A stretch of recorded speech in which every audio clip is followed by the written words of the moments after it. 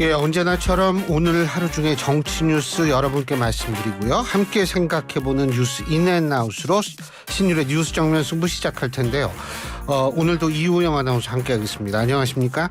안녕하십니까, 이우영입니다. 예, 정말 가슴이 너무 아프더라고요. 그 소방관. 제가 사실 이 소방 공무원 되시는 분들하고 경찰 공무원들의 안전을 위해서 좀 더 신경을 써야 된다라고 제가 정부하고 지자체가 이 말씀드리는 이유가 있어요. 이게 뭐냐면 소방 공무원 분들은 방화복이라든지 이런 것들, 경찰 공무원 분들은 방검복이라고 있잖아요. 이런 것들이 이게 지급하는 게 이렇게 품질이 좋지 않은 모양이더라고요. 네.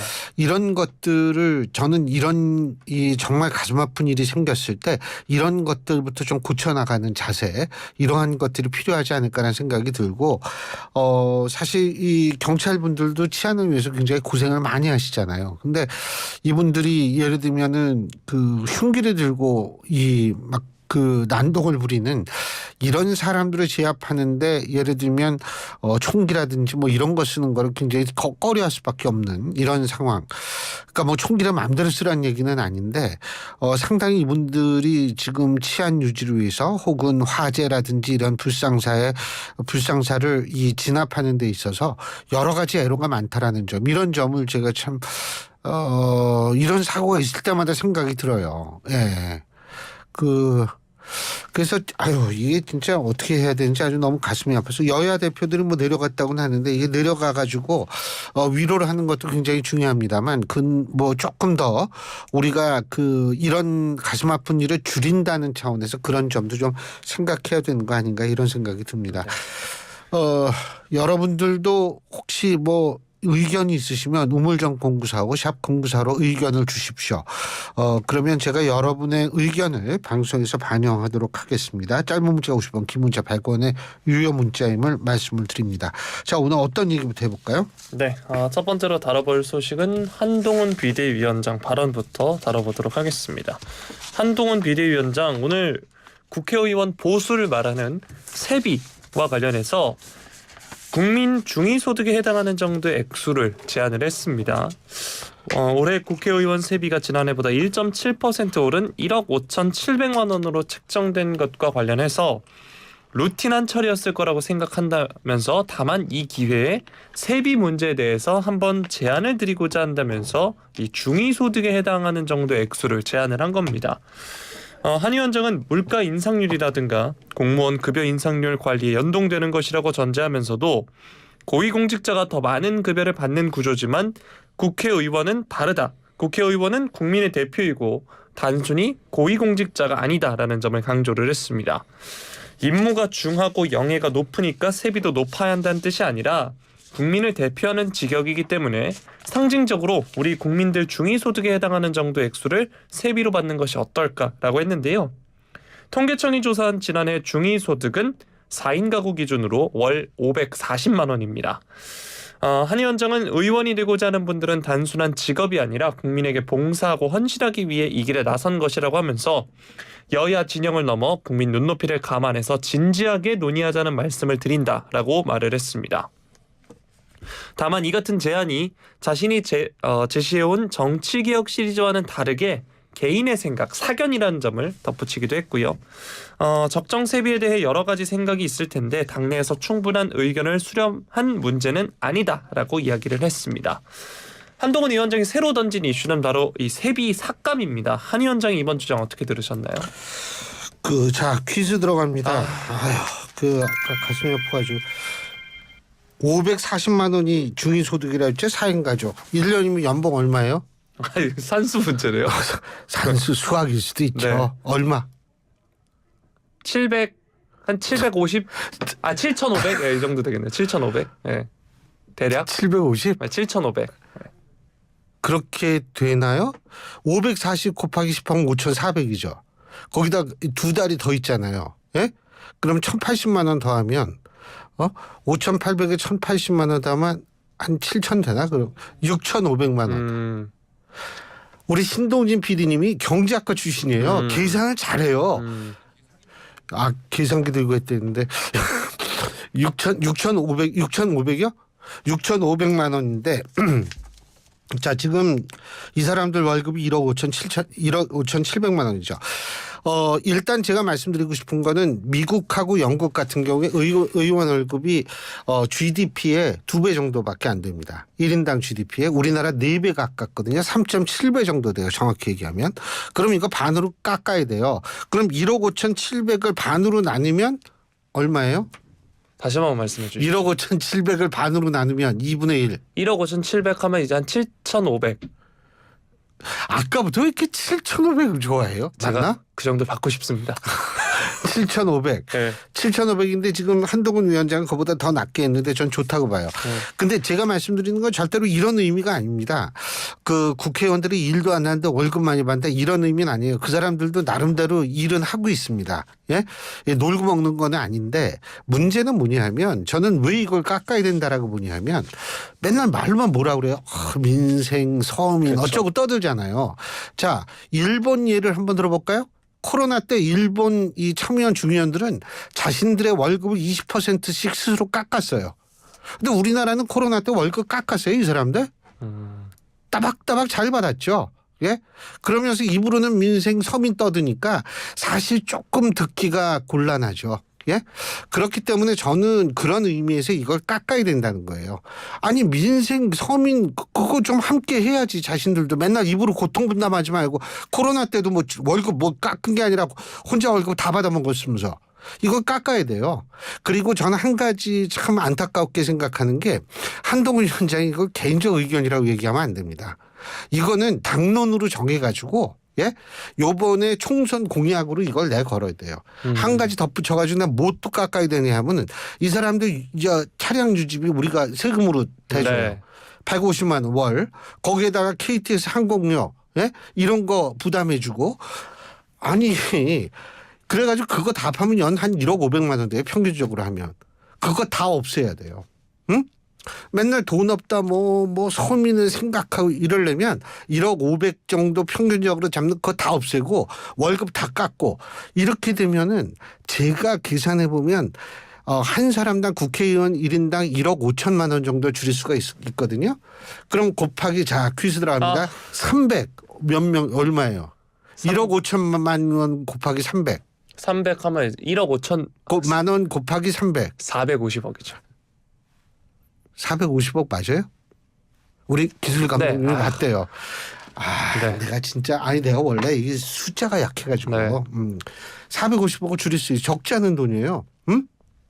그 돈을 정말 민생을 위해서 한번 자신들이 써야 되는 거 아니에요? 그러니까 이게 너무 많은 특권을 누리고 예? 뭐 솔직한 얘기로 그 뭐 일을 뭐 안 하는 건 아니지만 만족함을 주지는 전혀 못하면서 맨날 싸우는데 골머리 하면서 아니 그 정도는 해야죠. 예? 예, 그러니까 저는 이 한동훈 위원장한테 이렇게 제안하고 싶어요. 이거 개인적 의견으로 하지 말고 당론으로 총선 공약으로 내세워야 합니다. 그래야지 사람들이 체감할 수 있는 일반 국민들 유권자들이 체감할 수 있는 이 정치 개혁이 될 수 있을 거라고 봅니다. 사실 대부분의 정치 개혁의 아이템은 그들만의 싸움이거든요. 아니 지금 선거구제만 해도 그래요. 아니 선거구제가 아니라 선거제도 그 뭐 병리편 이거 사실 그들만의 싸움이거든요. 이게 국민들한테 뭐 어떤 의미를 주는지 전 잘 모르겠어요. 그래도 뭐 군소정당이 제도권 안에 들어가면 뭐 이런 식으로 얘기하는데 군소정당이 제도권에 들어가서 예 지금도 그 위성정당 그거 흩어지면서 군소정당들 많이 생겼는데 그 정당들 지금 뭐 하고 있었고 어떤 얘기를 들었나요? 이게 사실 그런 게 아니에요. 이거 완전히 그들만의 싸움이거든요. 이런 식으로 돈을 줄여가면서 정치 개혁을 하는 것 그러면서 국민을 위한다라는 식으로 얘기를 해야지 여태까지 저는 사실 이 다가오는 정치 개혁 없었거든요. 그러니까 제가 말씀드린 대로 월급 반으로 후려치고 두 번째 그들이 지금 누리고 있는 모든 이 특권들 이거 다 뺏어야 돼요. 스스로 뺏지 못한다면 국민들이 저항운동을 해서도 이들이 누리는 정말 아니 왜 세금으로 기름값까지 대줘야 되냐는 얘기예요. 그것도 한 달에 150만 원씩. 이런 거 저는 다 없애야 된다고 봅니다. 네. 지하철 타고 가면 큰일 나요. 국회의원이. 자전거 뭐 맨날 선거 때만 되면 그래요. 뭐 자기는 진짜 그래요. 이 청취자 여러분 잘 모르시지만 딱 선거 끝나죠. 예? 선거 딱 끝나고서 이제 그 5월 말에 이제 이 임기가 바뀌죠. 그때 여의도 가는 지하철을 타면은 국회의원들을 엄청 많이 만나요. 예? 야, 근데 대부분이 한 달을 못 가대요. 응? 한 달을 못 가요. 그러니까 있잖아요. 자, 쇼 그만하고 그냥 우리가 우리의 힘으로 이들이 가진 특권을 사실은 우리의 귀중한 세금을 딴 데 쓰도록 우리 스스로가 만드는 수밖에 없어요. 네. 예. 이런 데서 세비를 좀 줄이면 아무래도 그 앵커께서 오프닝 때 말씀해주신 경찰이나 소방이나 군의 장비 노후화에 좀 도움이 되지 않을까라는 생각도 해보네요. 야, 네. 사실 그 장비 진짜 야, 장비 그 노후화 순간적이 얘기가- 되는데 그 생각을 진짜 못했어요. 그거 아주 좋은 아이디어예요. 네, 장비 노후화 얘기는 사실 예전부터 계속 나왔는데 그렇죠. 여전히 고쳐지지 않고 있으니까. 일부 경찰분들은 그 방검복을 자기 돈으로 사서 입어요. 방화복도 마찬가지예요. 네. 예? 이런 현실인데 이 사람들 뭐 정치함내하고 하는 사람들 월급 이렇게 주고서 이게 말이 안 되죠. 무슨 아니 그 일본은 20% 깎았는데 코로나 때 뭐 있어요 그러면? 아이고 진짜. 네. 아, 자 다음 소식 살펴보도록 하겠습니다. 너무 흥분했나 봐요. 네. 더불어민주당 총선을 앞두고 지역구 예비 후보 면접으로 본격적인 공천 심사에 착수를 했습니다. 일찌감치 전략 공천 문제가 이슈로 떠오르고 있는데요. 총선 격전지로 예상이 되는 서울 종로와 동작을 등에서 현직 의원 또 지역위원장뿐 아니라 해당 지역의 연고가 딱히 없는 중진급 원외 정치인들까지 후보로 포함된 여론조사가 진행됐다는 얘기가 지금 당내에 퍼지고 있다고 합니다. 민주당은 공식적으로 여론조사 시행 여부를 확인하지 않고 있지만 이들 지역구에서 어느 후보를 선보여야 이길 수 있는지를 확인하는 절차가 시작됐다는 관측은 많은 상황인데요. 당 관계자가 오늘 언론과의 통화를 통해서 해당 지역에서 뛰는 당내 후보 또 별도로 그들보다 승리 확률이 높은 후보들이 있는지 파악하고 있다라고 했고요. 실제로 인지도 있는 정치인들의 승리 가능성이 크면 경선하지 않고 전략 공천을 할 수 있다라고 말을 했습니다. 국민의힘 권영세 의원이 현역인 서울 용산의 경우엔 강태웅 현 지역위원장 그리고 성장현 전 용산구청장 외에도 전현희 전 국민권익위원장과 추미애 전 법무부 장관을 후보로 놓아 여론조사를 한 것으로 전해지고 있고요. 전 전 위원장은 지금 서울 종로 출마를 선언을 해놨기 때문에 본인 의사와는 무관하게 여론조사가 진행된 것으로 보이고요. 추 전 장관의 경우에는 용산뿐 아니라 같은 당 이수진 의원이 현역으로 있는 서울 동작을 출마 가능성도 꾸준히 제기가 되어 왔습니다. 동작을의 경우에는 이제 국민의힘에서 전국적 인지도를 지닌 나경원 전 의원의 과거 지역구기도 한데요. 이곳에서 꾸준히 지역구 관리를 해온 나 전 의원은 이번 총선에서도 동작을에 출사표를 던진 바 있습니다. 추 전 장관이 이곳에 거론되는 게 나 전 의원의 버금가는 무게감을 갖춘 주자가 필요하다는 당 안팎의 인식 때문으로 보이고 있습니다. 또 같은 취지에서 서울 종로를 포기하고 출마지를 당에 맡기겠다는 의사를 피력한 이광재 전 국회 사무총장의 경우에는 경기 분당갑, 세종시, 서울 서대문 갑에 배치할 카드로 거론이 돼서 이미 여론조사를 실시했다는 이야기가 나오고 있는 상황입니다. 국민의힘도 그렇고 민주당도 총선 필승을 위해서 공천 심사 착수하는 상황인데요. 전략 공천 문제와 관련해서 늘 총선을 앞두고 이야기가 많이 나온다고 하는데 이 소식 뉴스님 부탁드리겠습니다. 일단 공천 시즌에서 가장 중요한 거는 잡음을 최소화시키는 겁니다. 그런데 물론 이 모든 사람이 만족할 수 있는 그런 공천룰을 만들기 힘들죠. 하지만 그럼에도 불구하고 공천 과정에서 나오는 잡음을 최대한도로 줄이기 위해서는 제가 생각할 때 가급적 전략 공천이나 단수 공천이나 이러한 곳을 줄여야 돼요. 이게 전략 공천이나 이런 게 자꾸 생기잖아요. 그러면은 뭐 여러 군데 하잖아요. 그러면은 사실 그 지역에서 열심히 뛰고 뭐 4년 동안 그 지역을 관리해 온 사람들 같은 경우에는 굉장히 큰 실망감을 거쳐 실망감을 능가할 수 있는 어떻게 표현할 수 없는 상황이 되거든요. 그렇기 때문에 제가 볼 때 일단은 여론조사 같은 경우 국민의힘은 여론조사 80% 지금 하겠다는 거 아니에요? 일부 수도권이나 이 충청권 같은 데에는 그렇기 때문에 그런 식으로라도 경선을 해야지 이게 무조건적으로 이 소위 말해 전략공천을 해서 또 이게 확률적으로 따져가지고 전부 되면은 뭐 그건 할 말이 없지만 전략공천을 한 지역에서도 패배하는 경우가 허다하거든요. 그러니까 이런 측면 그러니까 오히려 자본만 키우고 이 소득은 없는 이런 상황이 될 수 있으니까 제가 볼 때에는 조금 그런 부분도 고려하면서 했으면 좋겠어요. 근데 지금 민주당이 전략공천을 하겠다라는 지역은 제가 알기로는 이제 탈당한 의원들 있지 않습니까? 그 지역들이라든지 일부 지역이 있어요. 불출마 선언한 지역이라든지 이런 지역은 그리고 예를 들면 홍익표 원내대표처럼 지역을 본인의 지역을 버리고 서초로 출마하겠다든지 이러면 이제 전략공천을 고려할 수는 있겠지만 나머지는 사실은 좀 저는 경선이 원칙이다 이렇게 하는 것이 공천의 잡음을 줄이는 최대 한도의 어떤 가장 중요한 방식이 아닐까. 공천 잡음이 있으면은요. 이 선거 가까울수록 공천 잡음이 있으면 진짜 골치 아파요. 그 예전에 그 옥새 들고 나르샤 이거 있었거든요. 당대표가 당대표 직인. 근데 직인은 안 갖고 왔다는 거예요. 본인의 주장은. 근데 그것도 저는 당시 새누리당이 패배하는데 일정 부분 역할을 하지 않았을까라는 생각을 개인적으로 하는데 어쨌든 잡음을 선거 가까울수록 이 잡음 커지는 거는 별로 안 좋습니다. 예. 네. 자, 다음 소식 살펴보도록 하겠습니다. 여야가 일부 선거구에 대해서 잠정 합의를 했다는 소식인데요. 이번 총선에서 선거구가 합쳐질 것으로 예상됐던 서울 종로구와 중구가 현행대로 유지될 전망입니다. 총 3개의 자리였던 서울 노원구 선거구 획정위원회 안대로 2석으로 줄어들 것으로 보이는데요. 오늘 국회 정치개혁특별위원회에 따르면 여야는 최근 획정위에 이런 내용의 일부 선거구 잠정 합의안을 보냈다고 합니다. 앞서서 획정위가 지난달 5일 국회에 현행 서울 종로구와 중구, 성동구 갑을을 종로구 중구, 성동구 갑을로 구역 조정해달라는 안을 송부를 했는데요. 정개특위 관계자는 언론과의 통화에서 현실적으로 획정위 의견을 수용하는 것은 무리라는 게 여야의 공통된 생각이다. 종로구와 중구는 현행대로 갈 가능성이 크다라고 말을 했습니다. 여야는 춘천을 갑을로 분구하라는 획정위 안도 따르지 않기로 했습니다. 다만 여야는 서울 노원구의 지역구 3곳을 2곳으로 통합해야 한다는 획정위 안은 수용하는 쪽으로 의견 접근이 이뤄진 것으로 지금 전해지고 있습니다.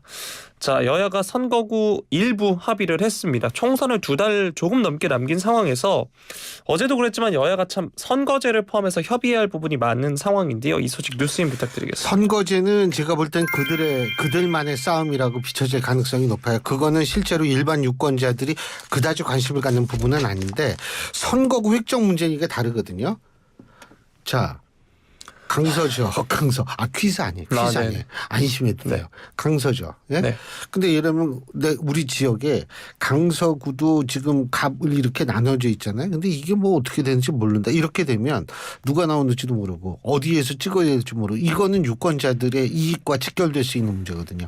이런 부분은 사실은 빨리 원래 법률적으로 1년 전에 정해야 되는데 우리나라 그거를 지킨 적이 거의 까마득해요. 그래가지고 항상 이제 지금 이맘때 이제 그 여름방학 때 그 방학숙제 제때 했어요? 저는 일기 같은 거? 일기 썼나? 저는 굉장히 그 계획형의 사람이어서 일기는 정말 하루도 빠짐없이 매일 썼습니다. 당일에. 와, 그래요? 네. 야, 그 일반적인 케이스가 아니네. 저는 굉장히 계획적인 사람입니다. 계획적인 사람. 근데 전혀 계획적으로 안 보이는데 계획적이라고 주장을 하니까 뭐 내가 어떻게 얘기할 수는 없지만. 저는 그래서 그 영화 대사 중에 아들아, 너는 계획이 다 있구나. 이걸 제일 좋아합니다. 기생충? 네. 아니 근데 보통 있잖아요. 이 그림 일기도 막 그냥 몰아서 다 쓰고 이러는데 할 말이 없어졌잖아요. 네. 그런 식으로 나오니까. 네. 일부러 안 그러는데도 지금 내 말을 막으려고 그렇게 얘기하는 거죠? 아니요. 아니라니까 뭐 할 말이 없지 뭐. 네. 근데요. 어쨌든 이게 마치 방학숙제 개학 전날 하는 식으로 이렇게 맨날 하거든요. 그런데 지금 일부 언론에서 이제 아까 저한테 그 기자님들이 멘트 따려고 전화를 했는데 이 정당들이 말이에요. 자신들의 이익을 위해서 이런 식으로 선거구 획정위원회 거기 안을 따르지 않고 이럴 수가 있습니까? 그래서 내가 그랬어요. 한 가지만 제가 여쭤볼 텐데 종로구하고 중구를 그냥 가기로 하면 그게 누구한테 유리할까요? 그 대답을 못하는 거예요. 중요한 거는 뭐냐면 원래 게리맨더링이라는 얘기가 나올 정도로 선거구 획정이라는 건 각 정당이 자신의 이익을 중심으로 생각할 수밖에 없는 상황이에요. 이걸 가지고 왈가왈부하기는 전 뭐하다고 생각합니다. 단지 유권자들의 이익을 위해서 이것을 법적으로 1년 전에 정할 거면 1년 전까지 약속을 지켜야죠. 매번 이런 식으로 한다는 게 문제지 거기에서 자신들의 이익 그거 가지고는 뭐라고 얘기할 수는 없어요. 근데 이게 맨날 약속 안 지켜서 그러는데 어쨌든 이거 왜 종로하고 중구는 합하지 않고 놔둘까? 여기에 대해서는 저도 답이 없어요. 예. 근데 이게 좀 빨리 어쨌든 결정이 돼야 되는데 지금이 2월 오늘이 1일이잖아요. 할 말이 없죠 뭐. 네. 예. 사실 좀 분야를 막론하고 좀 제때제때 일 처리가 이루어졌으면 좋겠다는 그래서 생각. 이우영 아나운서를 좀 바꿔야 된단 말이에요. 아니 계획적으로 이렇게 일을 한다며요. 예? 예. 네. 예. 자, 다음 소식 살펴보겠습니다. 윤 대통령이 오늘 분당 서울대병원에서 생명과 지역을 살리는 의료개혁을 주제로 8번째 국민과 함께하는 민생토론회에 참여를 했습니다. 모두 발언에서 오직 국민과 미래를 바라보면서 흔들림 없이 개혁을 추진해 나가겠다. 지금이 의료개혁을 추진할 골든타임이다라고 이야기를 하면서 대다수 국민이 원하는 의료개혁을 일부 반대나 저항 때문에 후퇴한다면 국가의 본질적인 역할을 저버리는 것이다 라고 말을 했습니다. 응급실 뺑뺑이, 소아과 오픈런 같은 말이 유행하는 나라는 좋은 나라라고 할 수 없다. 또 지방에 산다는 이유만으로 제대로 된 의료 서비스를 받지 못한다면 선진국이라 말하기에 부끄러울 것이다. 이렇게 지적을 하기도 했습니다. 지난해 10월이었죠. 충북대에서 열린 생명과 지역을 살리는 필수 의료혁신 전략회의에서 의료개혁을 선언을 했었는데 이번 토론회에서는 필수 의료, 지역의료 강화 방안이 구체적으로 담긴 4대 정책 패키지를 공개하기도 했습니다. 이 패키지는 무너져가는 의료체계를 바로 세워 국민의 건강과 생명을 지키겠다는 약속의 일환이다라고 이야기를 했는데요. 윤 대통령은 또 지역 의료 재건을 가장 중요한 과제로 꼽으면서 지역 의료를 근본적으로 살리기 위해 지역 인재 전형 확대, 지역 정책 수가, 지역 네트워크 구축을 차질 없이 추진하겠다 이렇게 말하기도 했습니다. 의료개혁과 관련해서 윤 대통령이 여러 발언을 내놨습니다. 발언들 어떻게 들으셨나요? 예전에 사법시험이 있었을 때 있죠. 그리고 지금은 러스쿨 제도로 바뀌었죠. 그러니까 이게 변호사님들이 굉장히 많이 늘었어요. 그러고 보니까 밖에 조기현 변호사님 나와 계신데 이 변호사분들이 많이 늘었거든요. 수적으로 많이 느니까 경쟁이 생겨가지고 사실 예전만큼의 어떤 이 수입을 얻지 못하는 변호사님들도 많긴 많습니다. 그런데 문제는 뭐냐면 법률 서비스에 국민들이 접근할 수 있는 접근 이게 훨씬 좋아졌거든요. 예? 법률 서비스의 이 접근 정도가 훨씬 좋아졌거든요. 국민의 입장에서 볼 때에는 변호사분들이나 아니면 이런 분들이 많아지는 것이 나쁜 일이 아니에요. 저는 의사도 마찬가지라고 봅니다. 지금 의대 정원을 2,000명을 늘린다 이렇게 얘기를 하지 않습니까? 의사분들이 많아지면 실제로 국민들이 받는 의료 서비스는 높아질 가능성이 있어요. 물론 제가 말씀드리는 건 소위 말하는 공공의대 같은 것을 전제로 하지 않는 일반 대학에서 지금 이제 대학교 의대 정원을 늘린다든지 이런 아니면은 신설을 해도 마찬가지예요. 공공의대를 꼭 얘기를 하는 것은 아닌데 의료 서비스는 의료 서비스에 대한 접근권은 훨씬 좋아질 가능성이 있어요. 그러면 물론 이제 의사분들은 여러 가지 이유를 들 수 있겠지만은 일반 국민의 입장에서 볼 때는 제가 볼 때는 반드시 필요한 일이고 더군다나 우리가 고령 사회로 가고 있잖아요. 고령 사회가 됐잖아요. 고령 사회에서는 의료의 접근성이 굉장히 중요한 문제로 떠오릅니다. 그렇기 때문에 이거는 이 저출생 문제 물론 이것도 중요하지만 더 중요한 것은 지금 고령 사회에 됐을 때 이 고령 인구가 어떠한 의료 서비스에 대한 접근성을 얼만큼 좋은 이 접근성을 갖느냐, 전 이 부분이 중요할 거기 때문에 이거는 사실 이 윤 대통령의 얘기에 전적으로 공감합니다. 이게 사실 조금 더 일찍 했으면 좋을 뻔했는데 문재인 정권이 이걸 못했거든요. 반발이 심해서. 이번에는 성공하기를 바라겠습니다. 여기까지 하죠. 네, 예, 지금까지 이우영 아나운서였습니다. 고맙습니다.